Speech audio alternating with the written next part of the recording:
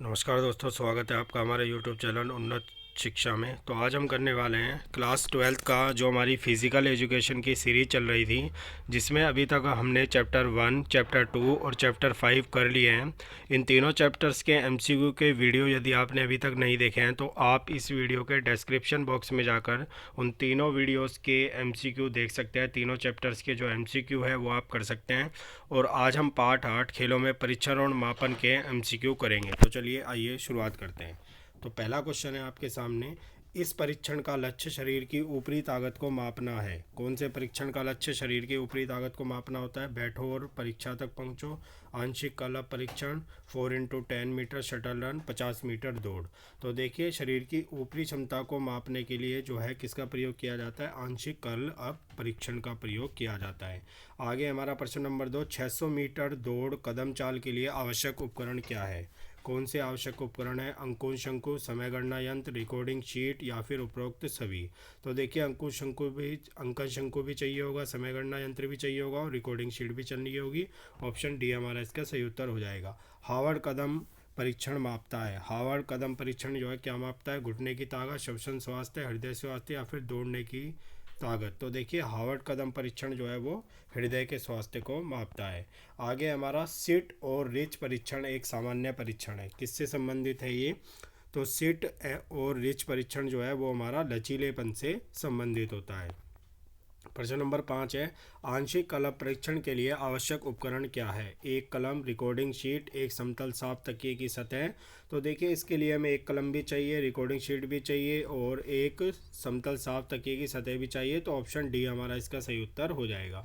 आगे हमारा प्रश्न 6, 4x10 मीटर शटल दौड़ उपयोग किया जाता है डैश मापने के लिए। 4x10 मीटर शटल दौड़ जो है वो किसे मापने के लिए किया जाता है? वो चपलता को मापने के लिए किया जाता है। आगे हमारा प्रश्न नंबर 7 है, खड़ी लंबी कूद स्टैंडिंग लॉन्ग जंप का दूसरा नाम क्या है? स्टैंडिंग लॉन्ग जंप का दूसरा नाम क्या है? Broad jump, board jump, high long jump या इनमें से कोई नहीं। तो देखिए, खड़ी लंबी जंप का क्या नाम होता है? ब्रॉड जंप कहा जाता है, इसको ब्रॉड जंप कहा जाता है। आगे हमारा प्रश्न नंबर 8 है, लकड़ी के टुकड़े किस परीक्षण के लिए आवश्यक है? लकड़ी के टुकड़े 4x10 मीटर शटल दौड़ चपलता के लिए, कला परीक्षण के लिए, 50 मीटर स्थायी दौड़ परीक्षण के लिए। तो लकड़ी के टुकड़े की आवश्यकता होती है 4x10 मीटर शटल दौड़ चपलता के लिए। आगे चलते हैं, प्रश्न नंबर 9 है हमारा, 50 मीटर स्थायी शुरुआत मदद करता है डैश मापने के लिए। क्या नापने के लिए मदद करता है? तो 50 मीटर स्थायी शुरुआत जो है वो रफ्तार मापने के लिए मदद करता है। प्रश्न नंबर 10 है हमारा, वरिष्ठ नागरिकों के स्वास्थ्य को तय करने के लिए परीक्षण का नाम बताइए। कौन सा परीक्षण ऐसा है जो बुजुर्ग लोग हैं, वरिष्ठ नागरिक है जो कि 60 साल से ऊपर के हैं, उनके स्वास्थ्य की जांच को जो है तय करता है? तो कौन सा होता है? वो है हमारा रिकली जोन्स परीक्षण। प्रश्न नंबर 11 है हमारा, कार्यचालन किसकी आपूर्ति पर निर्भर करता है? ऑक्सीजन, हाइड्रोजन, कार्बन डाइऑक्साइड या फिर हीलियम। तो कार्यचालन जो होता है वो हमारा ऑक्सीजन की आपूर्ति पर निर्भर करता है। आगे प्रश्न नंबर 12 है, खड़ी चौड़ी छलांग मदद करता है डैश मापने के लिए। क्या मापने के लिए मदद करता है खड़ी चौड़ी छलांग? तो ये जो है ताकत को मापने के लिए मदद करता है। आगे है प्रश्न नंबर 13, सामान्य गामक पुष्टि मापने के लिए कितने टेस्ट है? सामान्य गामक पुष्टि मापने के कितने टेस्ट हैं? तो ये हमारे 3 टेस्ट है। आगे चलते हैं, प्रश्न नंबर 14 है हमारा, नॉन स्लिपरी मैट किस परीक्षण वस्तु के लिए आवश्यक है? नॉन स्लिपरी मैट की आवश्यकता किसके लिए होती है? तो ये मॉडिफाइड पुशअप्स के लिए इसकी आवश्यकता होती है। प्रश्न नंबर 15 है हमारा, युवा लड़के और लड़कियां आयु वर्ग की सहन शक्ति परीक्षण हेतु शारीरिक शिक्षक ज़्यादातर क्या उपयोग करते हैं? ठीक है, 9 से 17 वर्ष के लड़के और लड़कियों की सहन शक्ति परीक्षण के लिए क्या ज़्यादातर प्रयोग में लाया जाता है? 600 मीटर दौड़ और कदम चाल परीक्षण। तो यही हमारा जो है इसमें सबसे ज़्यादा प्रयोग में लाया जाता है। आगे हमारा प्रश्न नंबर 16, तो प्रश्न नंबर 16 है हमारा, मेडिसिन बॉल थ्रो एक परीक्षण है मापने के लिए। क्या मापता है मेडिसिन बॉल थ्रो परीक्षण? तो ये नापता है भुजा और कंधे की ताकत को। आगे हमारा प्रश्न नंबर 17 है, किसके द्वारा और कब हार्वर्ड कदम परीक्षण विकसित किया गया था? किसने और कब जो है हार्वर्ड कदम परीक्षण विकसित किया था? तो ये हमारा विकसित किया था बोहा द्वारा, ब्रोहा और अन्य के द्वारा 19 1943 में। और पीछे मैंने बताया था कि हार्वर्ड कदम परीक्षण जो है वो क्या मापता है, वो मापता है हमारे हृदय के स्वास्थ्य को। आगे हमारा प्रश्न नंबर 18 है, पेट की ताकत को मापने हेतु शारीरिक शिक्षक ज़्यादातर किसका प्रयोग करते हैं। यदि पेट की ताकत को नापना है तो ज़्यादातर जो शारीरिक शिक्षक है वो हमारे क्या करते हैं, आंशिक कलप परीक्षण का प्रयोग करते हैं। प्रश्न नंबर 19 है, किस परीक्षण द्वारा एथलीट का VO2 मैक्स मापा जाता है। किस परीक्षण के द्वारा मापा जाता है एथलीट का VO2 max. Rockport fitness walking test, Harvard step test, zigzag test या फिर इनमें से कोई नहीं। तो ये नापा जाता है हमारा रॉकपोर्ट फिटनेस वॉकिंग टेस्ट के द्वारा। प्रश्न नंबर 20 है, हृदय वाहिका को तय करने वाला परीक्षण कौन सा होता है। हृदय वाहिका को जो तय करता है, बैंसेट, हार्वर्ड स्टेप टेस्ट, कूप टेस्ट, क्वेन मैरी टेस्ट। तो देखिए हार्वर्ड स्टेप टेस्ट जो है ये हमारा हृदय वाहिका को तय करने वाला परीक्षण होता है। प्रश्न नंबर 21 है हमारा, निम्नलिखित परीक्षण में कौन सा रफ्तार और चपलता को मापने के लिए श्रेष्ठ है। कूपर की 12 मिनट की दौड़ और कदम चाल परीक्षण, 1500 मीटर दौड़, हाफ मैराथन, 4 गुना 10 मीटर शटल दौड़। देखिए पहले भी हमने प्रश्न किया है कि रफ्तार और चपलता मापने के लिए 4 गुना 10 मीटर शटल दौड़ जो है वो सबसे अच्छा माना जाता है। सिट और रिच परीक्षण होता है मूल्यांकन करने के लिए। किसका मूल्यांकन करने के लिए होता है, तो ऊपर पढ़ा था सिट और रिच परीक्षण जो है वो लचीलेपन का मूल्यांकन करता है। आगे हमारा प्रश्न नंबर 23 है, चेयर स्टैंड परीक्षण का प्रमुख प्रयोजन क्या है। चेयर स्टैंड परीक्षण का वरिष्ठ नागरिकों के शरीर के निचले हिस्से की ताकत को नापना। तो यही हमारा सही उत्तर है कि चेयर स्टैंड परीक्षण जो है वो वरिष्ठ नागरिकों के शरीर के निचले हिस्से की ताकत को नापता है।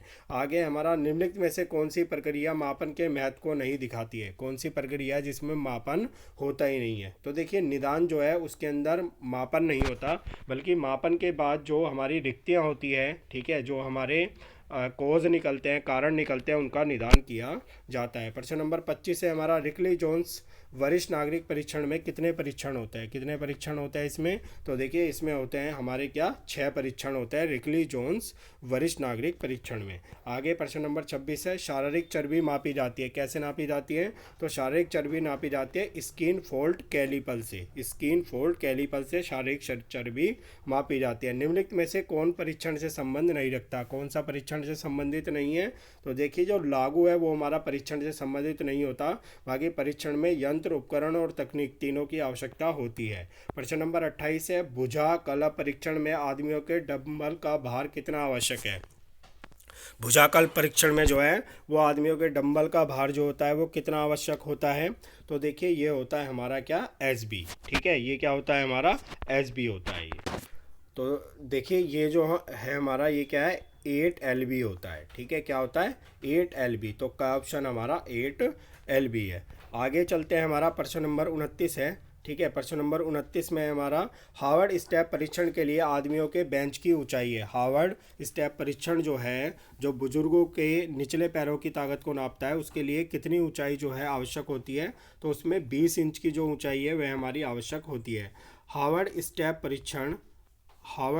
परीक्षण कब विकसित हुआ था, पीछे भी हमने पढ़ा था, बताइए क्या होगा सही उत्तर।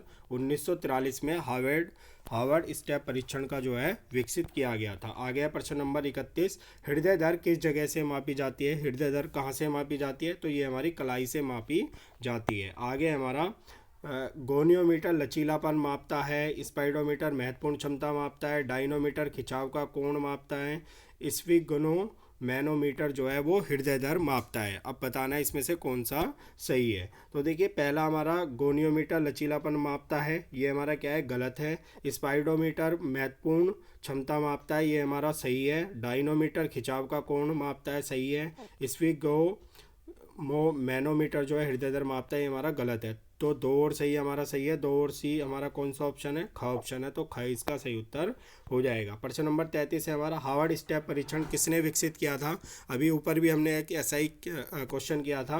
तो लूसियन ब्रूहा और उसके सहयोगियों ने जो है हार्वर्ड स्टेप परीक्षण को विकसित किया था।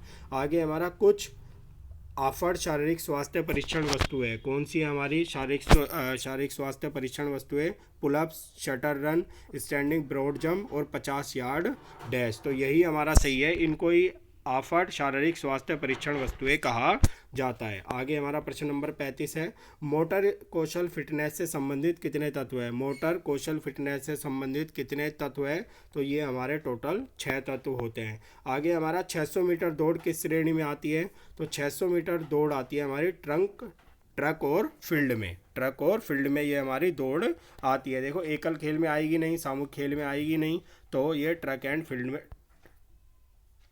फील्ड में आएगी। ठीक है, ये किस में आएगी हमारी ट्रैक एंड फील्ड में 600 मीटर दौड़। आगे हमारा सिट एंड रिच द्वारा क्या मापन होती है, सिट एंड रिच द्वारा क्या मापा जाता है, तो इसके द्वारा लचीलापन मापा जाता है। प्रश्न नंबर 38 है, किस परीक्षण द्वारा पेट की ताकत मापी जाती है, तो पेट की ताकत मापी जाती है पार्शियल कर्ल-अप परीक्षण द्वारा, पार्शियल कर्ल-अप परीक्षण द्वारा। प्रश्न नंबर 39 है, जिग-जैग दौड़ के लिए मैदान की माप क्या होती है, जिग-जैग दौड़ के लिए मैदान की माप होती है हमारी 16x10 मीटर। आगे हमारा प्रश्न नंबर 40 है, लड़कियों के लिए मेडिसिन बॉल का वजन होता है, कितना होता है, तो 1 किलोग्राम लड़कियों के लिए मेडिसिन बॉल का वजन जो है वो होता है।